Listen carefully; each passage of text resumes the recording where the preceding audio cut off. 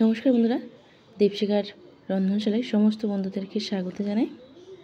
তো আজকে একটা নতুন রেসিপি বানিয়েছি, এটা হচ্ছে ভেন্ডি রেসিপি। এই রেসিপিটা একটু নতুন ধরনের, তো আপনারা চাইলে বাড়িতে বানাতে পারেন, খেতে খুব ভালো লাগে। তো বেসন নিয়েছি, তাতে পরিমাণ মতন লবণ দিয়ে দিলাম, আদা কুচি দিয়ে দিলাম আর পেঁয়াজ দিয়ে দিলাম।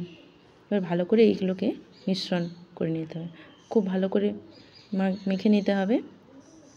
আর এখানে কিন্তু আমি বেশি জল টল কোনো কিছুই ব্যবহার করছি না, ওই শুধু পেঁয়াজের যে জলটা বেরোয় সেই জলে কিন্তু এই বেসনটাকে মাখতে হবে।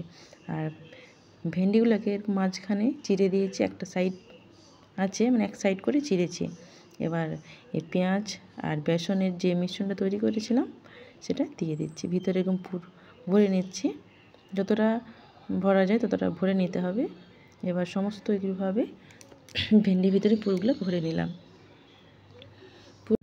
আপনারাও চাইলে এভাবে এই রেসিপিটা করতে পারেন, একটু নতুন ধরনের রেসিপি, এবং খেতেও কিন্তু খুব ভালো লাগবে, বাচ্চারাও পছন্দ করবে। বড়োদেরকেও যদি বানিয়ে দেন না, ওরাও কিন্তু খুব পছন্দ করবে, আনন্দের সহিত এটা খাবে। এটা দেখতে যতটা সুন্দর লাগছে এবং খেতেও কিন্তু ততটাই সুন্দর লাগে।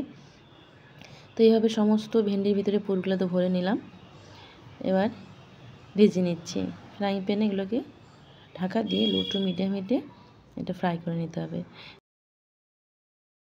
এরকম দেখুন, এরকম একটু চিমটের সাহায্যে এরকম পাল্টে পাল্টে দিয়ে আস্তে আস্তে ভেজে নিতে হবে। সব সাইডগুলো ভাজা হয়ে গেছে এরকম, এবার তুলে রাখছি। এভাবে সমস্ত ভেন্ডিগুলোকে আমি ভেজে নিলাম। দেখুন বন্ধুরা, দেখতে কতটা সুন্দর লাগছে না? দেখুন, খাবার কিন্তু দেখতেও যেমন সুন্দর লাগলেও কিন্তু খাওয়ার ইচ্ছেটাও আর একটু বেশি দ্বিগুণ হয়ে যায়, বলুন। তো ওই তেলেই রসুন কুচি, কাঁচা লঙ্কা আর তিল দিয়ে দিলাম, একটু সস দিয়েছি। ফুটে গেলে একটু সয়া সস দিয়ে দিলাম 1 চামচ, পরিমাণ মতো লবণ দিলাম। দেখুন এরকম গ্রেভিটা হবে।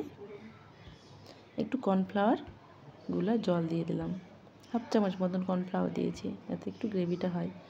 আর বেশি কিছুই মশলা নেই, খুব অল্প সময়ের মধ্যেই রান্নাটা হয়ে যাবে, খেতেও কিন্তু অসাধারণ লাগে।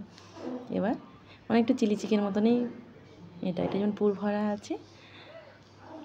এবার এটা একটু গায়ে মাখা মাখা হবে, এটা নামিয়ে রাখবো। এটা আপনার রুটি পরোটার সাথে বা ভাতের সাথেও কিন্তু খেতে পারেন। আর উপর থেকে একটু রোস্টেড তিল ছড়িয়ে দিয়েছি। দেখুন দেখতে কতটা সুন্দর লাগছে না? আপনাদের এই রেসিপিটা কীরকম লেগেছে আমাকে কমেন্টে লিখে জানাবেন।